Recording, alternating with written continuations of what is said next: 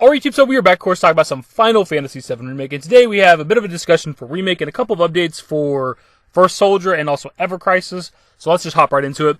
Now this first thing we're going to discuss here has absolutely nothing to do with Final Fantasy or Square Enix, but it does pertain to PlayStation, and it's that for this month until the end of March 31st, you can download Ratchet & Clank for absolutely free. You do not need a PlayStation Plus membership, there's no additional cost, nothing, it is just an entirely free game.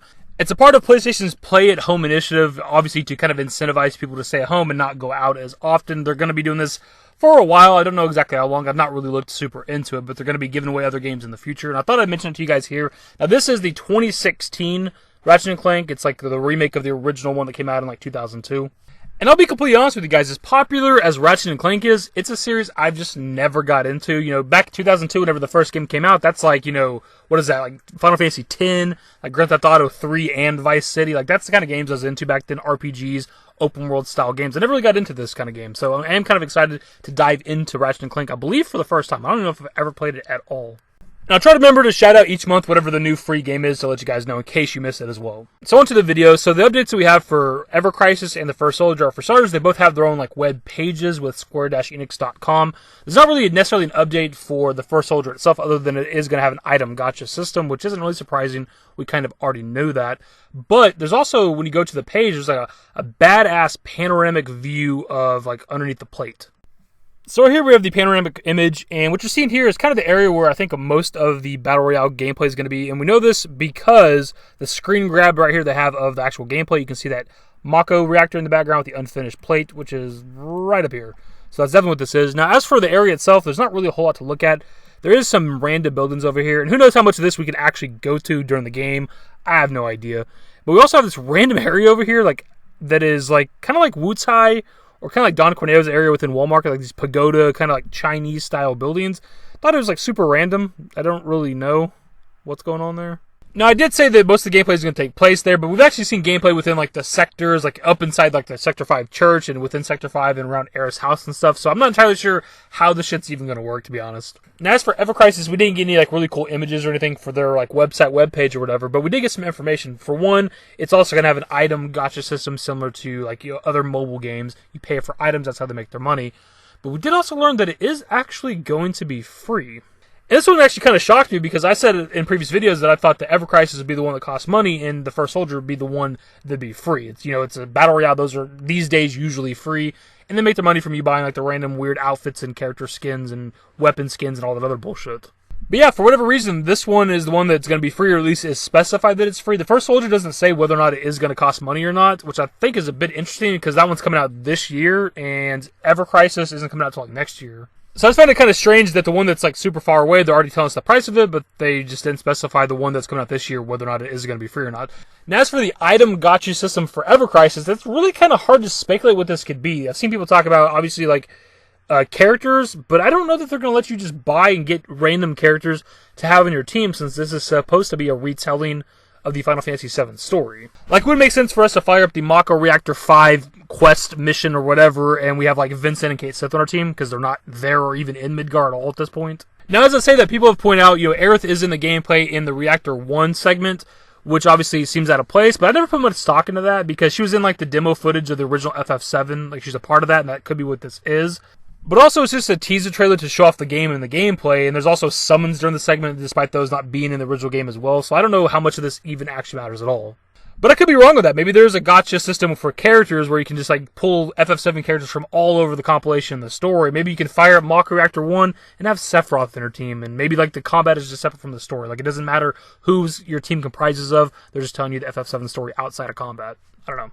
Now, as for the remake-related stuff, this is meant to be just like kind of a discussion video, but this video is already getting kind of long as it is. But we do have a bit of like an update or news, if you want to call it that, in regards to the Yuffie DLC. And what we have is what looks to be an image of what the Cakstar weapon looks like, and I don't know where this comes from. I just seen it on Audrey's Twitter. The Cakstar weapon is the one you get if you pre-order the game digitally on PS5, so you're going to have to rebuy the game again for, you know, $70 or like, you know, like $90, $100 if you get like the deluxe edition or whatever to get this one weapon. I have absolutely no idea where the image comes from. I don't know why the image is so blurry and shit quality, but there it is. So the discussion I want to have with Remake is kind of based off of an Inverse article where they talk about the like changes that the Yuffie DLC kind of hints at when it comes to Remake Part 2. Now, we're not here to really cover or discuss this article or read the article itself, just kind of discussion based off of it. So one of the things that the article mentions that I've already seen is a bit controversial is the idea of more episodes. So more episodes for more characters. So theoretically, like, you know, a Vincent episode, a Cid episode, maybe even a Kate Sith episode, Red 13, something like that. Or maybe even some of the other characters. Maybe a Turks-based episode. That'd be kind of cool too.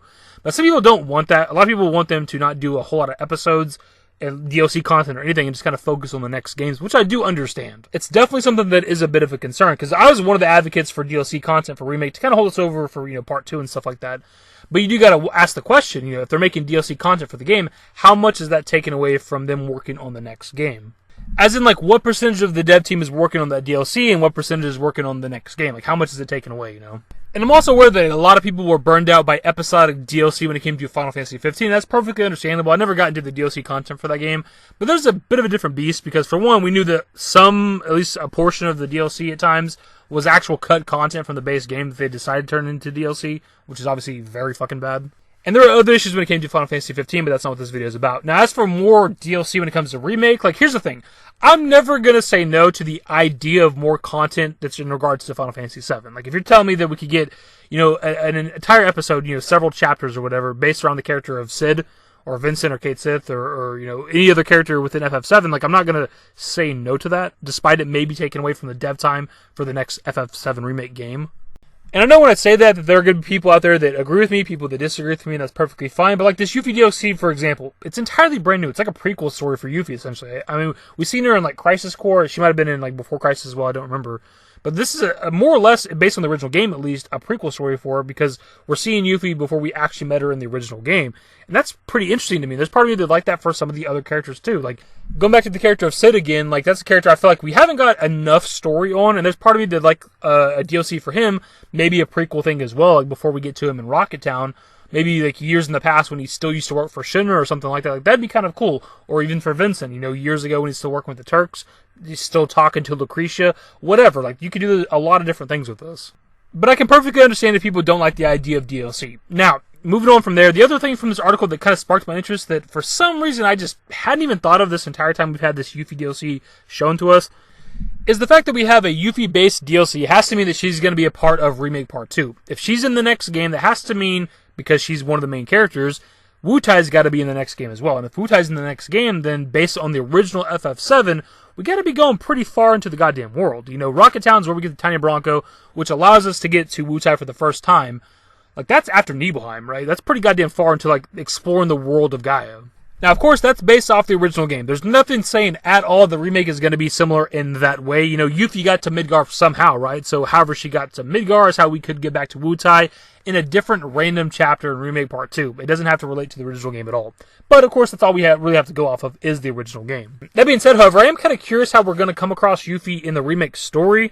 Because, obviously, she was never going to be an optional character. Her or Vincent, they were both going to be mandatory. Of course, we knew that years ago. But I'm wondering how we're going to come across her now. Are we still going to find her, like, are we going to be walking to Junon and, like, there's, like, a cutscene that happens and we run into her, we got to fight her, and then she's on our team or something? Like, how's it going to work? I do hope we come across her in the story somewhere similar to the original game. It doesn't necessarily have to be, like, the forest around Junon or anything, but kind of a similar area. It could even be within the town of Junon itself that we come across her. Something like that. Anyways, that's pretty much the video. I just want to give you guys a bit of a discussion, kind of talk about some stuff, and give you a couple of random updates in regards to some other FF7 related stuff. There's like a random stomach bug thing going around where I live at right now that only lasts like a day or so, which is part of why I didn't upload yesterday. And I feel fine today, but like I'm still kind of like, I don't know. You might be able to tell in the video. I can't tell. Whatever. I feel like I've been sick a lot. I feel like I've been like apologizing for not uploading for being sick over the past year or so, like fairly often. I don't think I've got the old Rona or anything, but I've got random sicknesses here and there. Anyways, my dudes, that is the video. Hopefully you enjoyed it. If you did, give it a thumbs up. Subscribe to the channel if you guys are new with updated more Final Fantasy VII Remake content, also First Soldier and Ever Crisis, and whatever the hell else we want to talk about. Turn on my notifications. Follow me on Twitter, dashingdavidbusiness, and my Discord. The links to most of those networks are in the description and in the outro. Later, guys. Used to care what people thought, but now I care more, and nobody out here's got it figured out. So therefore, I've lost all hope of a happy ending, depending on whether or not it's worth it. So insecure, no one's perfect. We spend it with no shame. We blow that like Coltrane. We in here like Logain, or leave it like Cobain.